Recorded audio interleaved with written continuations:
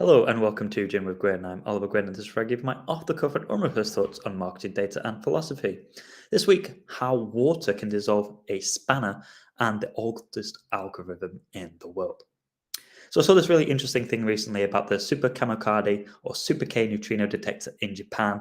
This is an experiment that has taken 50,000 tons of ultra-pure water that is used so that neutrinos passing through it can produce Cherenkov radiation. Now, when I'm saying ultra pure water, I'm not just talking that it's been through the Brita filter a few times. This is a subatomic level of cleaning of the water so that all that is left is hydrogen and oxygen. And while we think about water as these elements, of course, in nature, this does not exist. And ultra pure water is a nasty thing. It can dissolve stuff into it because at its base, basically, it wants to react to something else. It has features of an acid and of an alkaline. And so the people who work at the experiment, they have to wear protective gear. And the last time that they were cleaning out the tank and it was drained, they actually discovered the outline of a wrench that had dissolved into the pure water. Nothing was left, just the outline. So water, when it is filtered out by humans, can act like an ultra acid. And it's an interesting thing to me because it shows you how humans can take something that is natural and we can purify it to the point that it becomes something that it was never intended to be. And of course, this made me think about the way that we are currently looking at artificial intelligence, the way that we are trying to sum up the natural world that we've lived in and create digital copies of everything. But of course, as Leslie Oger said to us, evolution is cleverer than you are. When I think about algorithms, I think the history of the world and nature itself is probably the best algorithm we could possibly have. Every design choice and every animal and every creature has had billions of years of evolution, and there's been A/B testing of different things, and all of these different events have happened to shape every single thing. And for most of us, we are getting to a state where we are the optimum reason, and nature doesn't typically make mistakes. And that's not to say that we're all perfected and this is the perfect version of us. Of course, there are 30,000 deaths every year due to appendicitis, which is a leftover of our evolution. But it just shows you that, to my mind, we already have billions of points of data, which is evolution has given us over time. And when we try to then take this natural world and put it into a computer, things do not work because there has been so much complexity that has already happened. And there's been a few examples of this through history. So in the 1990s, Chris Langton and Stuart Kaufman, they tried to do this thing called artificial life. This is the 90s. It was computer simulations meant to replicate evolution and emergence. So these models showed these like beautiful patterns and self-replicating code. They simulated ecologies, but they all eventually hit a wall. And it wasn't just because they're all run on CD-ROMs. The systems lacked environmental feedback, noise, and physical embodiment. So they evolved in this sterile, rule-based worlds, missing friction, missing dirt, missing temperature and randomness and entropy that shape biological evolution. The real world is continuous and not discrete. The computer world is discrete, not continuous. So somewhere between those two lies the difference between simulation and reality, is a quote from Stephen Wolfram. And this is the same as the water. We've taken something that is natural and we have filtered it so much it becomes unnatural because we can't replicate nature.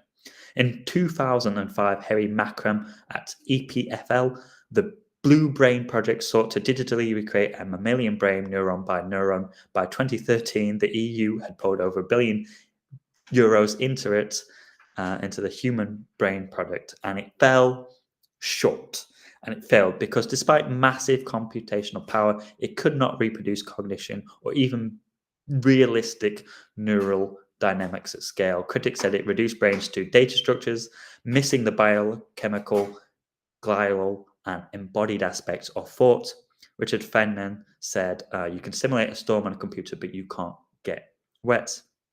And even when we think of like our own examples that we know in everyday life, like meteorology, the study of weather is probably one of the first domains to attempt digital replication of nature. And despite vast computer resources and even our most advanced models will still struggle with chaotic small scale effects like turbulence and microclimates. The butterfly effect by Edward Lorenz showed that small differences in initial conditions make long-term prediction impossible, even with perfect equation. And Edward Lorenz said that when the present determines the future, but the approximate present does not approximately determine the future, you have a problem. And we see this sort of obscurification or attempt to do this in other facets as well. It's not just that we're trying to make a digital version of the world. We are getting further and further away from our biological roots.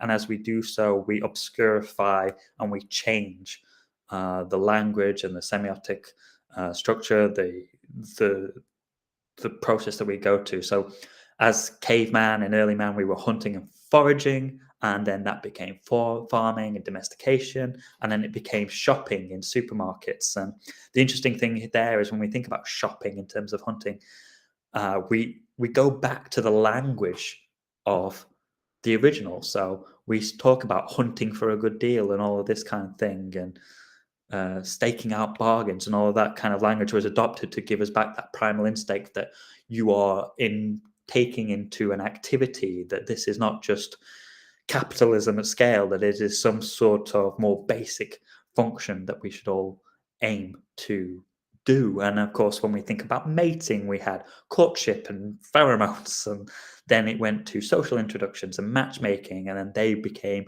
replicated to a degree on dating apps and algorithms. And the problem with all of these things is that ultimately a lot of people are unhappy because they are pale reflections of the original, because they must profit a third party. And this is a problem that we have today, even in a world where OpenAI is trying to answer every possible question about every possible thing. It is ultimately there to make money at some point, and it will be influenced by bad actors and people trying to game the system and get them to mention one version of the truth over another. And so the problem is that third parties will always seek to have a profit. And so no algorithm will ever be perfect. No algorithm can ever be perfect because it is a pale echo of something more fundamental that we can never truly replicate, because in doing so, we turn water into acid. No ecosystem can exist without randomness and imperfection.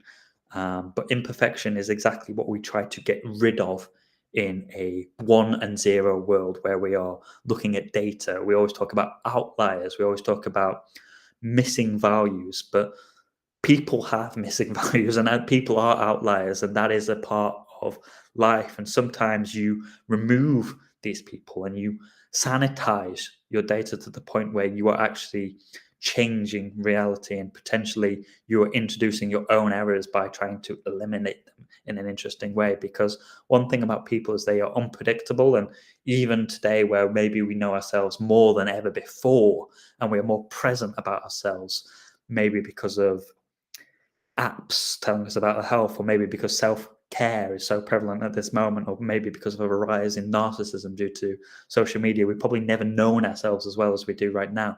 But even in this world, we would struggle to factor in randomness and imperfection, and the reasons why we are truly do something often come back to things that we cannot remember even as early as being a baby.